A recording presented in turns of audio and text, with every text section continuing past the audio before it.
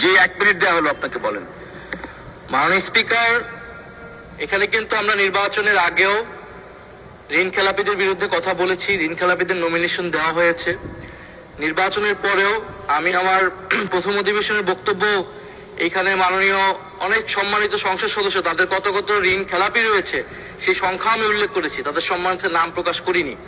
এখন যেই দল ঋণ খেলাপিদের নমিনেশন দিয়ে তাদেরকে সংসদে নিয়ে আসে, এটা তো তাদের দায়িত্ব, তাদের উপরে এই দায় চাপায়।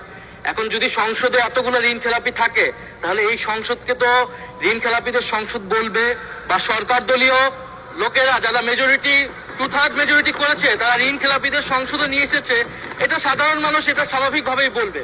আর আমরা সংসদকে সার্বভৌম বলতেছি, এখন এই সংসদে যদি আমরা ঋণ খেলাপি বলতে না পারি এই সংসদে, তাহলে মাননীয় স্পিকার আমরা আর কোথায় বলবো? ফলে মাননীয় স্পিকার, আপনার কাছে অনুরোধ থাকবে যে যদি এই ধরনের শব্দ বলা হয়েও থাকে, সেটা আসলে এক্সপান্ড হওয়ার মতো কোনো বক্তব্য নয়, বরং যারা ঋণ। ধন্যবাদ মাননীয় চিফ হুইপ, মাননীয় স্বরাষ্ট্রমন্ত্রী।